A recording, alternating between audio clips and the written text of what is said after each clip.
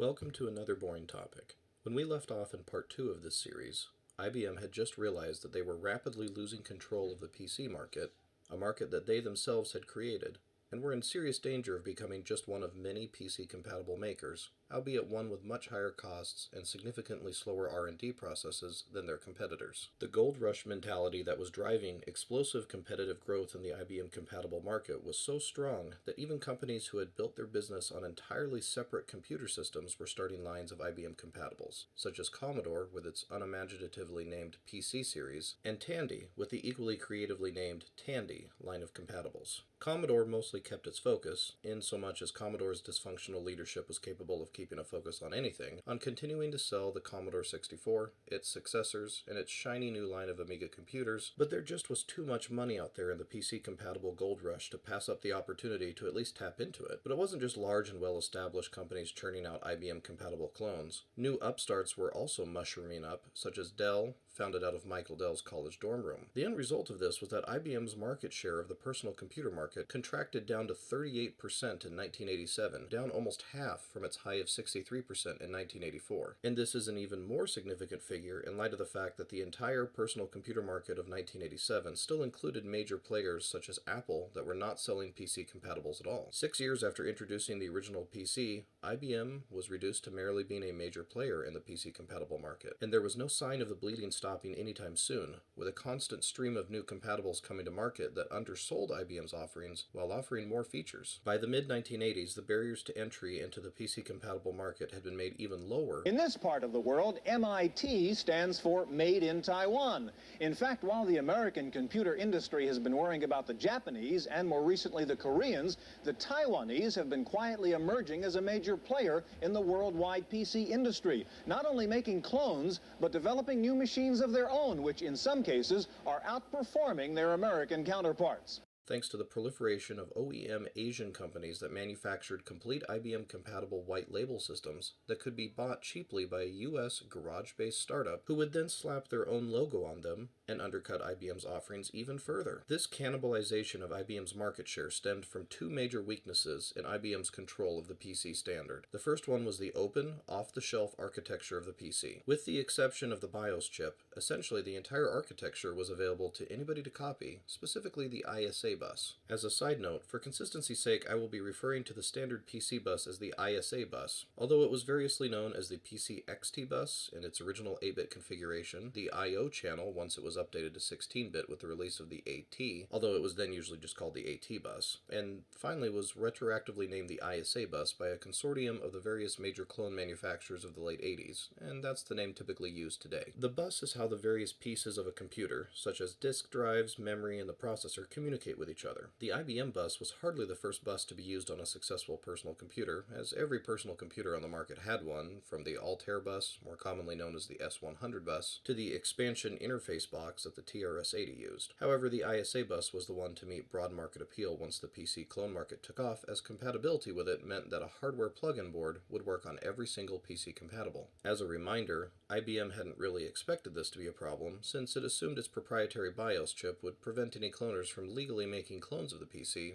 and illegal clones could be easily handled by IBM's massive phalanx of lawyers. Sadly, the BIOS chip had not proven the obstacle to cloning that IBM had assumed it would be. It was bad enough when Compaq reverse-engineered it for its own products, but at least they kept it for their own clones and didn't sell it to others. The worst was when Phoenix Technologies reverse-engineered the BIOS for sale to anybody that wanted to build a clone without the expensive and tedious process of legally reverse-engineering the BIOS chip themselves. IBM had also painfully discovered that both Compaq and Phoenix Technologies' cloned BIOS copies were 100% legal proof. But even this was just half of IBM's problem. The second major problem was a deal IBM had made with a certain rapidly growing company based out of Seattle. Microsoft's youthful leader, Bill Gates, had successfully licensed MS-DOS to IBM for the original PC without selling the rights to it. This enabled Microsoft to sell MS-DOS to any other computer company that was interested in purchasing it, and as previously mentioned, there were many of them. Gates and Microsoft were making a fortune licensing MS MS-DOS to every company that came calling. Furthermore, Microsoft had a very strict policy that under no circumstances would they ever lose out on a sale. They would do whatever it took to get a would-be cloner to sign on the dotted line. Prices were always negotiable, and one Microsoft employee remembers that there really was never even a price list published for MS-DOS, as every deal was separately negotiated. A further annoyance to IBM was the fact that the DOS operating system they had licensed almost always had the letters MS prior to it when people talked about it, and their attempts to get people to refer to it as PC-DOS instead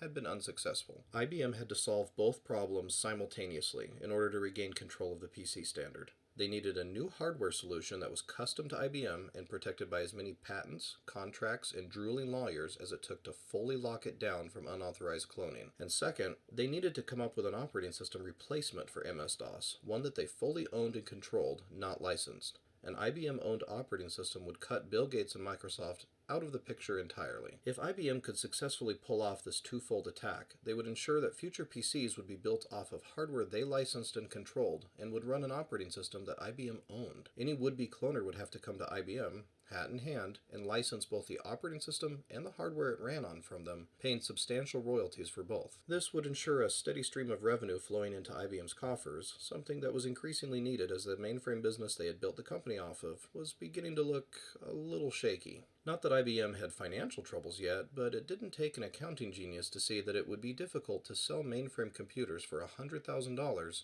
if their job could be done just as well by a $3,000 PC, especially if that PC wasn't even sold by IBM. Additionally, if IBM felt like it, they could simply refuse to license the hardware and software at all, ensuring that only IBM computers were sold and completely destroying the IBM-compatible clone market. Steve Jobs did something similar to this 10 years later when he returned to Apple, destroying the Macintosh clone market entirely and ensuring Apple's complete control of its hardware and the software that ran on it. He did this by refusing to issue new licenses to cloners for Apple's new operating system, Mac OS 8, forcing existing ones to keep using the previous Mac OS 7, ceasing licensing hardware, and buying back the clone license for the largest Mac cloner, Power Computing. In the words of a 1997 Wired article, the other clone makers will be cut loose, allowed to continue only with products for which they currently hold licenses. They will not be licensed to sell new Apple technology. We have no plans to give them Mac OS 8 or the new Apple licensed proprietary designs. The end result of this was that the Macintosh clone market ceased to exist in its entirety within a very short span of time. With the exception of a few rogue startups like SciStar that are usually sued out of existence the moment they pop up on Apple's radar, there are no companies making Macintosh computers apart from Apple. If you want to buy a Macintosh computer running the latest version of OS X, there is one company to get it from. So IBM's strategy was not a bad one,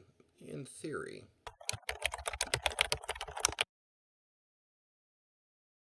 IBM's solution to its first problem, replacing the existing PC standard bus with a proprietary one, was also a clever idea, in theory. Since the existing bus architecture was an open standard, there would seem to be no way of collecting any royalties whatsoever, nor of regaining control of it. But IBM had a cunning plan to solve the problem. They would create a brand new standard called Microchannel that would be fully patented and owned by IBM. The incentive to switch to it would be the fact that it was far faster than the old ISA bus standard. This plan was the brainchild of Bill Lowe, one of the main figures responsible for the original IBM PC, who we met in part 1 of this series. The flagship for this shiny hardware standard would be an entirely new line of computers, split into 4 different models. The first one would be an upgraded version of the original IBM PC 5150, using the full 8086 processor instead of the somewhat crippled 8088 variant that the original PC had used. Apart from that, it would be fairly similar hardware-wise and would still use the existing ISA bus, maintaining compatibility with existing hardware add-ons. The next 2 models would be based around the 286 processor, a processor that Microsoft chairman Bill Gates had called brain dead, and the final one would be IBM's first 386-based personal computer. With the exception of the first model that was really just the original 5150 all over again and used the old bus, the other 3 would all solely be available with the new microchannel standard. All 4 models would also come with the new 3.5-inch floppy drive as well, capable of holding far more data than the older 5.25-inch floppy drives found in the original PC and its AT and XT successors. IBM also had replaced the BIOS chip that Phoenix Technologies and Compaq had worked so hard to clone, with a new BIOS called the Advanced BIOS or ABIOS that would, in theory, somehow be invulnerable to reverse engineering. These new systems would be called the Personal System 2S, or PS2 for short, and IBM spent years designing them and creating and implementing the new microchannel specifications, as well as doing joint development work with Microsoft as its junior partner on the second piece of its strategy, the new operating system that would replace MS-DOS on the PS2 line, the synergistically named OS2. More on OS2 in a minute. In April of 1987, IBM publicly announced and showed off the PS2 family. In Blue Magic, The People, Power, and Politics Behind the IBM Personal Computer, a contemporary book released in 1988, the authors give a good insight into how the new systems were perceived at the time, saying, for a change, the products were truly impressive, but admitting several paragraphs down that while the PS2 line could use most software available for IBM-compatible machines, it is not an industry-standard computer. Its microchannel bus was not compatible with add-in devices like the circuit cards available for IBM standard computers. This was a major shift in the PC market and a very risky one. IBM was asking the entirety of the PC marketplace to buy machines that, for all their power, were completely incompatible with any add-in cards that the user had already purchased over the previous 6 years. And this was no small ask. Today, computers typically have only 1 or 2 add-on cards installed, typically a video card. Even further, the vast majority of computers sold today have no add-on cards with video, audio, and input-output options all integrated directly into the motherboard. In the area of laptops or tablets, it really isn't even an option to do further upgrades in many cases. But the 1980s was a very different time for personal computers, and motherboards of that era frequently needed extensive plug-in cards in order to do things that today we either have on the motherboard or don't even need. A few examples of fairly common PC add-on cards would be things like hard drive controller cards, audio cards, Ethernet or token ring cards, modem cards, MIDI cards, additional RAM cards, real-time clock cards, serial, joystick, or parallel port cards, and many others. There were actually so many add-on cards needed for IBM PCs that some companies, like AST, got their start by designing and selling multi-cards, a single card that integrated multiple expansion cards into one drop-in card. For example, AST's popular 6-Pack Plus was an expansion card that integrated 6 different functions onto a single card: an RS-232 port, a parallel printer port, a battery-backed calendar and clock, a game port, and an additional 384 kilobytes of RAM in order to max out the original IBM PC to its full 640K of RAM. This early multifunction card catapulted AST to $13 million in sales in 1983 and gave them the platform needed to expand into other areas of personal computing, eventually launching their own line of PC compatibles and entering the Fortune 500 list in 1992 at spot 431. As a side note, the 8-Bit Guy has a great video on working tech support for AST that I would highly recommend watching, as AST was a significant player in the 1980s and early 90s personal computer market, before they rapidly went downhill and went defunct entirely in 2001. With the PS2 line and its microchannel bus, IBM was asking people to throw away years of investment and potentially thousands of dollars, in many cases exceeding the original cost of the actual computer itself. A person might have bought an original IBM PC 5150 in 1981, spent a bunch of money on add-on cards, and then upgraded to a Compaq Desk Pro 386 in 1986, carrying forward all of his expansion cards and adding some new ones. Additionally, to add insult to injury, the new microchannel cards were not only incompatible with the old ISA standard, they also cost more. A user would not only have to buy all new cards to get most of the same features they had on their non-PS2 machine, but they would pay even more per card for the privilege. If it had been anybody other than IBM trying to push this new incompatible standard into the marketplace, it would have been, in the words of a contemporary Byte magazine article, hailed as innovative, clever, technically progressive, and designed to fail due to lack of IBM compatibility. But this was IBM, the creator of the PC standard in the first place, and the largest and most influential computer company in the world.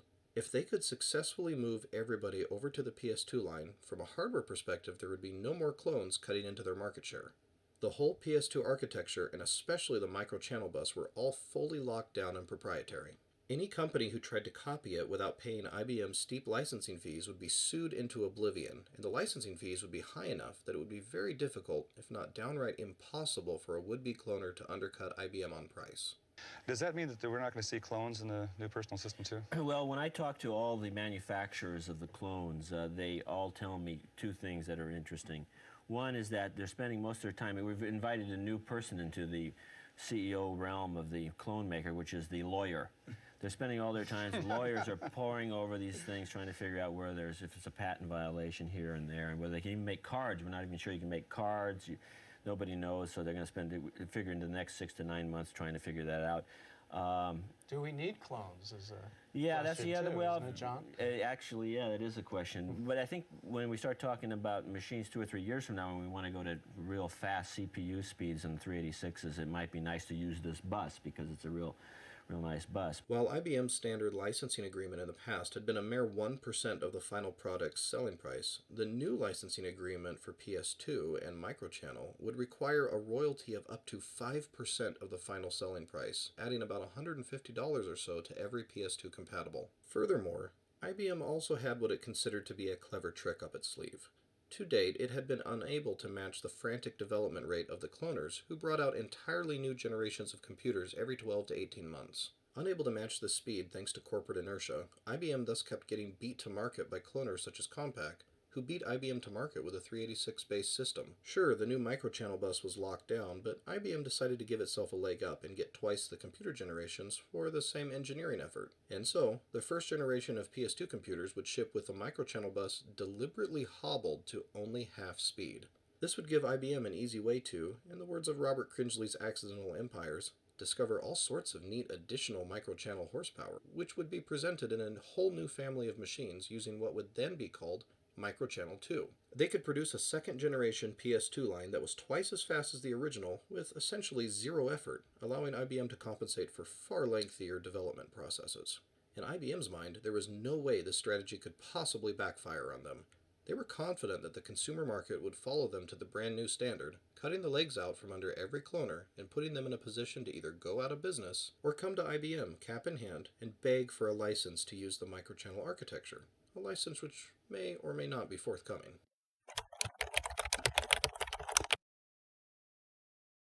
The 1987 PS2 reveal was accompanied by the reveal of OS2, IBM's next-generation operating system that would be replacing Microsoft's DOS operating system, and the second part of their plan to regain control of the PC market. But IBM picked a funny way to create MS-DOS's replacement, as they partnered with none other than Microsoft to develop it. The reasons for this strange partnership are somewhat unclear. One contemporary rumor was that Bill Gates had heard that IBM was going to develop a replacement for MS-DOS alone, and had threatened to pull IBM's license for MS-DOS if Microsoft was not included in the development process. Another possibility is that IBM was wary of going at it alone in the first place, with their confidence somewhat shaken by their failed TopView system, an MS-DOS replacement developed solely in-house that they had brought to market in 1985, where it had promptly crashed and burned. TopView is itself worthy of a full video, but for the sake of time we will just hit its highlights. It was a shell that ran on top of MS-DOS, allowing for limited cut and paste between programs, as well as giving MS-DOS a basic form of multitasking. In theory, the user could open WordPerfect and work on a document while waiting for Lotus 123 to finish recalculating a spreadsheet. In practice, however, TopView required such a massive amount of resources that multitasking really only worked on very light applications, and even then it was very sluggish. Additionally, since TopView was solely character-based, it was unable to do a true windowing-based GUI, or graphical user interface, since things like mixing graphics and text together or displaying varying fonts on screen inside of a document were not possible with a solely character-based system. A quick note, although some of my sources state that TopView was character only, the Wikipedia entry for TopView says that it did have a graphics mode, it just was almost never used. So far as the TopView user was concerned, they were still using MS-DOS, only it ran considerably slower than standard MS-DOS, required a more powerful computer, and didn't really add much to their user experience. TopView also certainly didn't resemble the new hotness of Apple's Macintosh in any way whatsoever. Windows, although in an embryonic form in 1985, with version 1.0 coming to market in November, at least sort of looked like a Macintosh, if you squinted hard enough. And it only required $99 to buy. Even still, interest was very low, and Microsoft sold very few copies of Windows 1.0, although they definitely sold more copies of it than IBM did of TopView. What few people were interested in a more advanced MS-DOS bought Windows, and TopView was left to languish in obscurity. A few companies, such as Micropro, invested a lot of time and resources into developing programs that used TopView's abilities in much better ways than standard MS-DOS programs, and they got badly burned with its failure as well. The press did not give TopView any good publicity either, with reviewers such as John Dvorak labeling it top dog, and not in a complimentary fashion. In Merrill Chapman's entertaining book In Search of Stupidity, he recounts an entertaining personal story from when he worked for Micropro and had to demonstrate a TopView version of their word processor, Easy, at a conference. A bunch of Macophils from the press had for some reason shown up and taken a great deal of pleasure in torturing me during demos of Easy. "Show us again how you cut and paste text," they'd say. "You call that easy?" They brayed as I banged on a keyboard instead of brandishing a mouse. "Now how do you display a font on screen?" "You can't? Wow, we can see why TopView is so fabulous," they howled as they held their sides and laughed hysterically. By the end of 1985, it was clear that TopView was a complete failure. As Chapman states when recounting a conversation he had with upper management at MicroPro sometime after his disastrous Easy demonstration, customers don't like it. They've seen the Mac, that's what they want on their PCs. The press hates TopView. They think the Mac is where it's at. Developers hate TopView. They want to make cool Mac-like things for PCs. Everyone hates TopView. Faced with such a monumental failure, IBM's confidence was probably at least slightly shaken. No matter how much IBM loathed their dependency on Microsoft, most likely they decided that they would be setting themselves up for failure if they tried to develop a DOS replacement all on their own again. A better plan in IBM's mind was to utilize Microsoft's expertise to co-develop a successor MS-DOS, but ensure that it was one that IBM owned in its entirety, and of course, one that did not have MS prior to its name. Whatever the reasons for their decision may be, the fact was that on August 22, 1985, IBM and Microsoft signed a joint development agreement that stated that the existing MS-DOS operating system would continue to be supported while its replacement was jointly developed, a replacement that was called CP-DOS in the JDA but would eventually be named OS/2. IBM may have been developing OS/2 jointly with Microsoft, but they made it very clear that OS/2 was their product and Microsoft was at best a junior partner. IBM would retain full ownership of OS/2 with the right to license it out if they chose or freeze out the cloners entirely. OS/2 was going to boot MS-DOS out of the game entirely, relegating it to obscurity, hopefully along with its annoying founder and company.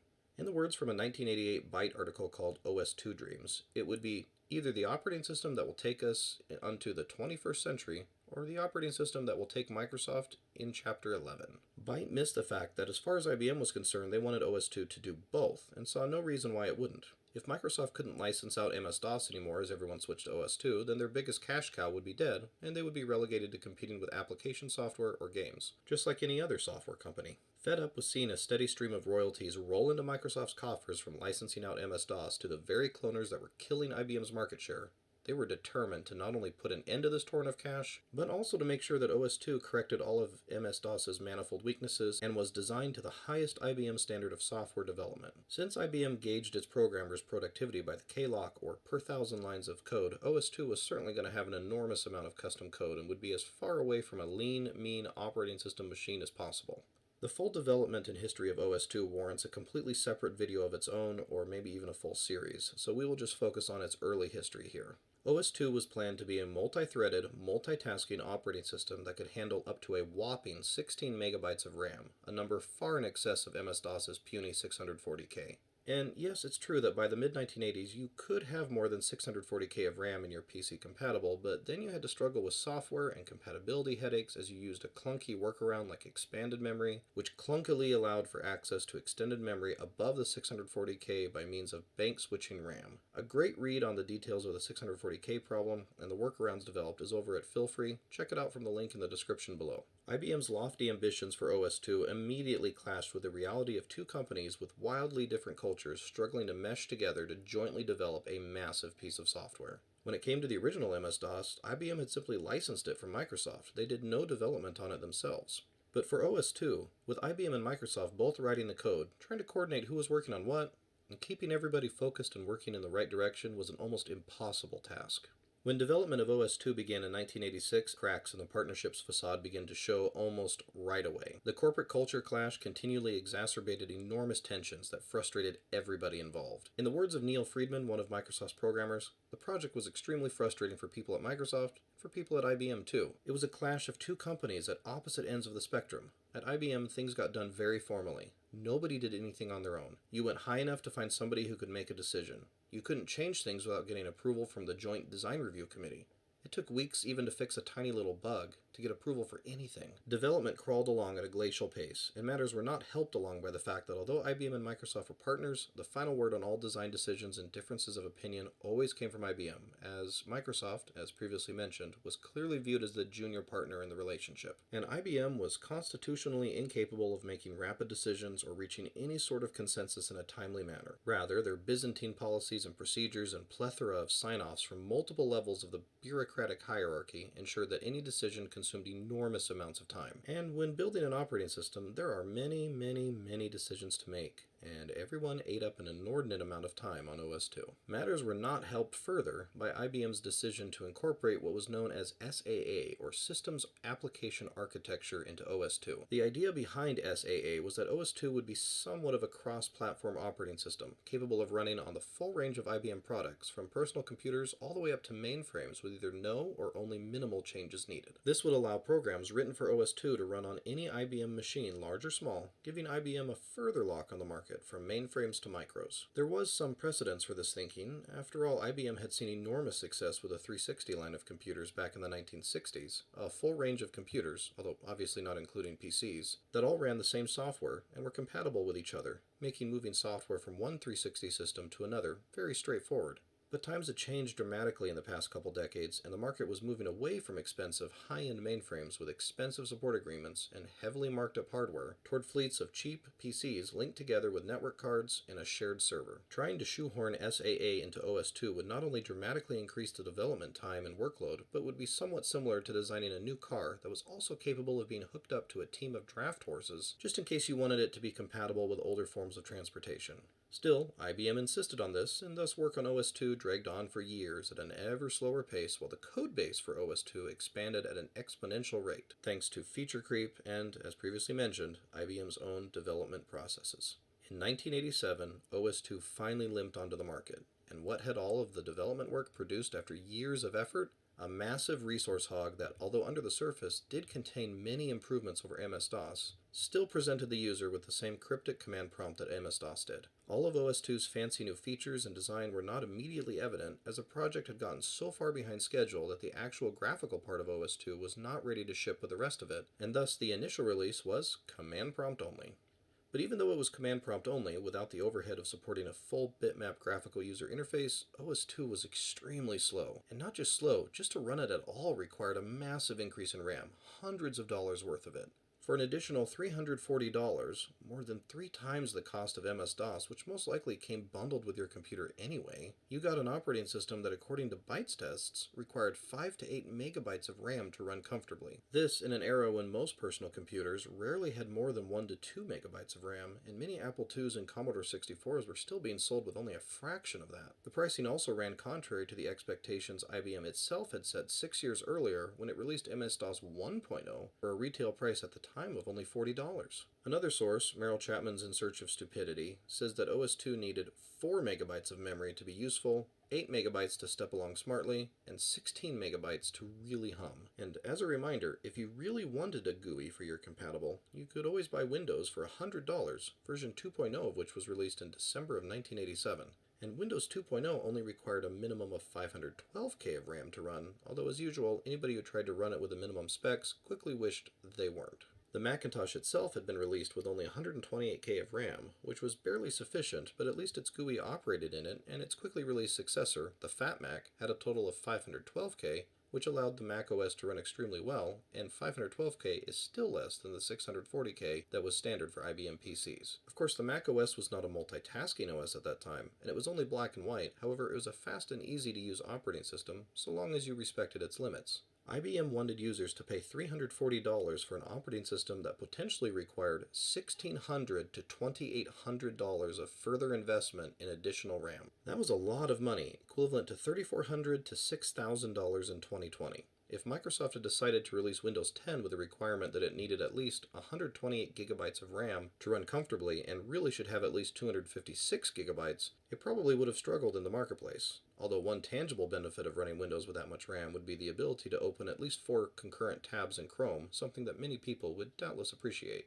IBM also did nothing to clear up the confusion many people had with the OS/2 and PS2 naming scheme, where people assumed that OS/2 would only run on the PS2 line of computers. Of course, IBM had no interest in clearing up that confusion when the double punch of OS/2 and PS2 meant that people would of course only be buying PS2 personal computers anyhow. A number of companies did hop onto the OS/2 bandwagon, however, primarily smaller companies that were hoping to launch into a less crowded marketplace than the MS-DOS world, or companies that were beginning to feel that dealing with IBM was preferable to dealing with Microsoft. There were a few heavy hitters in the latter group, such as Ashton Tate and Lotus, who fully committed themselves to OS/2 development and ignored Windows entirely. This would wind up painfully biting them in the long run.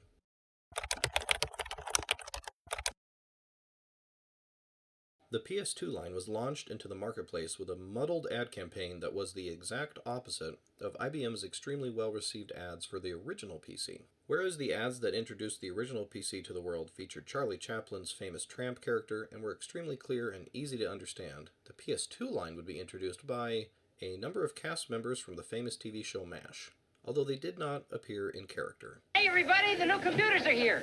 New computers? Who, may I ask, authorized new computers? Yeah, who? You did. Who did? I did? IBM. Of course I did. The new IBM Personal System 2. The next generation in personal computing. New computers, new printers, and software. And IBM's new graphics put 256 colors on a screen at once, so our work will be bolder and brighter. If it'll make him brighter, count me in. Harry Morgan, Loretta Swift, Gary Berghoff, Larry Linville, William Christopher, Wayne Rogers, and Jamie Farr appeared in a series of TV commercials and print ads extolling the wonders of the PS2 line. Although developed by the same marketing agency that had developed the original Little Tramp ads, Lord, Geller, Federico, Einstein, the contrast between the work they had done years prior with the original IBM PC commercials and the new PS2 commercials was striking. The Tramp commercials had worked well due to the fact that they featured a single, extremely recognizable character played by Charlie Chaplin. They did not feature the actor himself, of course. In an AP article in the new ads, the following odd justification is given. Richard Lord, chairman of the ad agency, said the company and the agency were uncertain whether the Chaplin character could carry all the products being introduced in the new line of computers. He said the idea of computer connectivity, or the ability of computers to work together, had also become a more important consideration than it had been 6 years ago. Using a group of actors in the ads, Lord said, would give the ad makers the opportunity to show computers being used in a variety of situations. Having most of the primary cast of MASH do advertising, but not as their famous characters, was a very odd marketing choice, and one that left many people completely unmoved. At least it wasn't actively insulting the audience, as Apple's infamous Lemmings commercial had done several years prior. Ultimately, IBM felt that they had been so poorly served by their advertising agencies that they eventually terminated their relationship with all of them, shutting down over $500 million a year in ad accounts. But that was well after the damage had already been done. In fairness, bad marketing was undoubtedly the least of IBM's many problems with the PS2 line. Even good marketing would have struggled to deal with driving consumer demand for a product that was not only expensive, but also was completely incompatible with all of their expensive hardware add-ons. For some reason, IBM had failed to think about the problems this would incur, especially when the first generation microchannel bus was actually slower in many cases than many clones using the old ISA bus. Trying to make consumers buy a new computer that required them to give up their existing investment in add-on cards and buy all new replacement add-on cards that were not only more expensive than the old ones, but were actually slower as well seems more like a Dilbert cartoon than an actual strategy, but that was what IBM decided to do. In fairness, as well, the PS2 line did require somewhat fewer add-on cards than its predecessors, as PS2 motherboards had a decent amount of functionality built in that previously required separate add-ons. Most significant was probably putting video out directly onto the board with the new Video Graphics Array Port, or VGA, that was built into all PS2 motherboards. However, most users who had expanded their ATs would still have needed to, for example, replace their ISA sound cards with new MCA ones, and some users would have just been out of luck entirely. Some of the more esoteric ISA add-on cards did not exist in microchannel variants, and never would. Compounding the issue further, IBM decided that not only would PS2 cloners have to pay license fees of 5% on every microchannel clone they sold, they would also be required to pay a retroactive 5% license fee for every single PC clone they had previously built using the ISA bus. Cloners would have to cough up large sums of money to not only use the new architecture, but would also have to retroactively pay IBM millions for computers they had already built and sold using the open PC bus. At this point, even Dilbert's pointy-haired boss might be saying that this sounded like a bad idea. Bill Lowe, head of IBM's Entry Systems division, started 1987 by confidently waiting for cloners to approach him about licensing. Publicly, he stated that any cloner who tried to reverse engineer microchannel would need to either have great engineers or very good lawyers. He was confident that it would be neither feasible nor legal to clone it, and thus the would-be cloner would be at his door trying to get a license, which IBM would probably be unwilling to give, at least initially.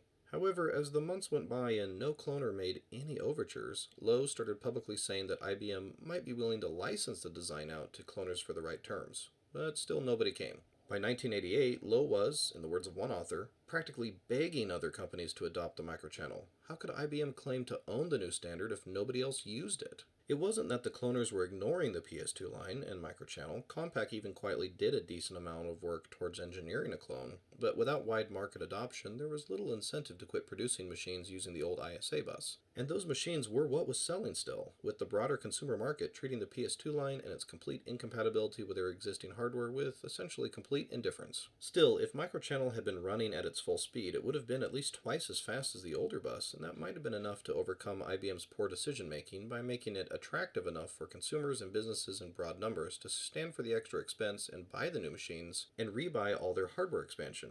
But hobbled as it was, plus the massive fees to use it, and the forcible extraction of royalties that cloners felt IBM had no legal right to, the cloners were up in arms, and they had the powerful force of the broader consumer market behind them. The consumer market wanted PCs based on the powerful new Intel 8386 chip, or they wanted good old reliable machines along the lines of IBM's AT. And IBM was offering neither option in a format the market wanted, as the PS2 386 line was incompatible with consumers' existing hardware, and the popular AT had actually been killed off by Bill Lowe. Yes, IBM actually killed off their top-selling computer, the AT, in an attempt to force market adoption of its incompatible replacement. Shockingly, this bold strategy didn't really work out, especially because the market could still buy plenty of AT clones from Compaq, Dell, or any of the plethora of other cloners. Fortunately for IBM, Lowe's cancellation of the AT in North America did not affect IBM's operations in Europe, where Bill Lowe's previous boss, Mike Armstrong, had recently moved to take over IBM's European branch. Armstrong wisely kept the AT in production, and it continued to be highly successful in Europe for quite some time.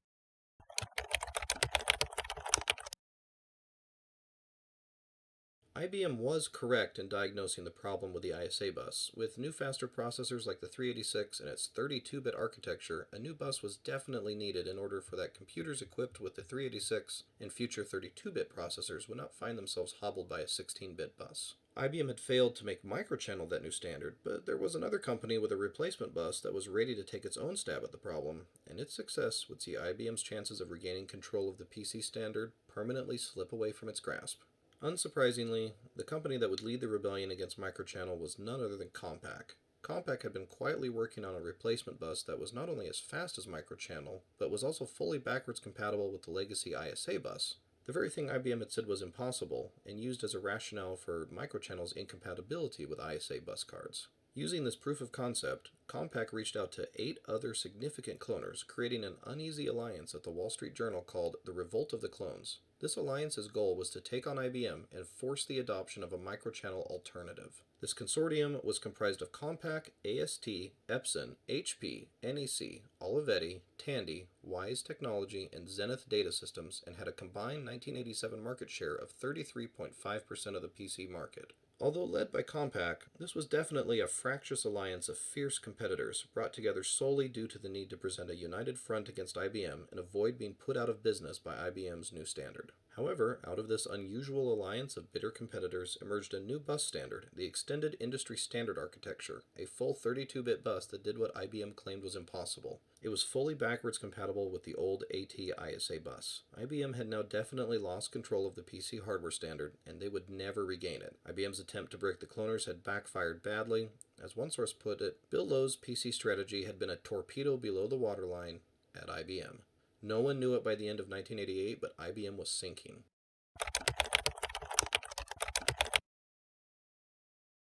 IBM had lost its battle to force a new industry hardware standard and regain control of its hardware. However, if it could succeed with OS/2, it could at least regain control of the operating system that every PC ran. Given the rapidly decreasing margins on hardware, controlling the software the hardware ran on would be a great consolation prize and would allow IBM to replace Microsoft. Software had extremely high margins, and OS/2's success would firmly relegate Microsoft to merely being an application company with its productivity applications such as Word and Excel. Probably a large and influential one, but not the dominant one. Although interest was initially high for OS/2, its repeated delays prior to its first command-line-only release, plus even more delays in the release of its graphical user interface, plus the massive cost of the memory required to run it, meant that people kept right on using MS-DOS, and many started to pay more attention to Windows. IBM further shot itself in the foot with its stubborn refusal to leverage its vast RAM production capacity to help further the installed base of OS/2 and get it to a critical mass. Given the massively prohibitive cost of the RAM required to run OS/2, IBM could have started bundling OS/2 for free or massively discounted with RAM sticks. In the words of a product manager for an OS/2 word processor called Describe, OS/2 without memory was a $1,000 upgrade. bundled with a handsomely discounted 4 megabyte memory stick, it was a million copy seller. Because the price of RAM had quadrupled in the late 80s, with 1 megabyte sticks going from $100 to $400, IBM would still have profited handsomely from giving OS/2 away with RAM and driven market adoption of OS/2. Sadly for IBM, nobody at the top ever thought about adopting this strategy. On May 27, 1988, Microsoft even released a special version of Windows 2 that took advantage of the powerful new 386 processor to allow for multitasking multiple DOS programs if you had the RAM for it. It also gave the user many of the features of OS/2, although it was still behind the Mac, Amiga, or even the Atari ST in many areas. Although still 3 years away from the 3.0 release that would rocket it to the moon, Windows 2 gave the user a GUI that ran well in a single megabyte of memory, only required 512 kilobytes as minimum specs. For users who wanted a GUI for their DOS machines, they could pick OS/2, which cost a fortune and required a larger fortune in RAM to run well, or they could go with Windows, which was reasonably priced, pirated enough that many got it for free, and ran acceptably, especially if you had a blazing fast 386 machine.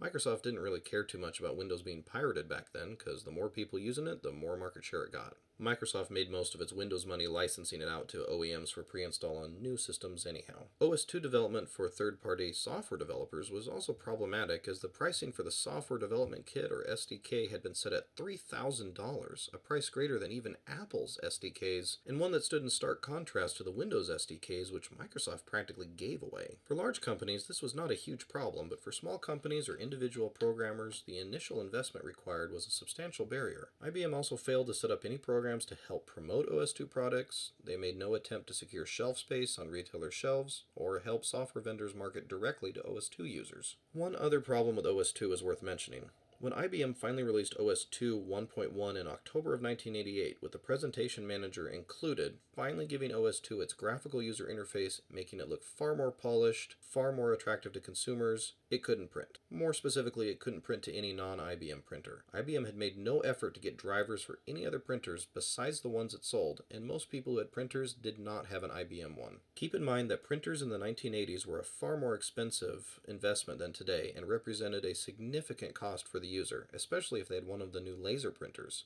This meant that a new user of OS/2 was not only confronted with needing to replace most or all of their add-on cards, buy OS/2 for $340, pay a small fortune for enough RAM to make it usable, and deal with a pronounced dearth of OS/2 specific software. They also needed to buy a brand new printer from IBM. Windows was looking more and more attractive by the day. Windows 2.0 actually started selling 50,000 copies a month, and Windows 2.0 could actually print to non-IBM printers, of course. In October of 1989, IBM released OS/2 1.2, which still struggled to print to non-IBM printers. Sales of Windows 2.0 rose even further thanks to this, and then in 1990, Microsoft released Windows 3.0, which promptly sold 2 million units in 6 months, and pretty much sealed OS/2 into a permanent vault of obscurity. Although the PS2 line of computers was a market failure, there are a couple hardware holdovers from it that continue to the present day in some form. First of all was the PS2 serial port for a mouse or keyboard. This small analog port, typically purple for keyboard or green for mouse connection, is still found on some towers even today. Second was the 15-pin VGA monitor connector, which became a standard for connecting a monitor to a laptop or tower and is also still found on some towers today,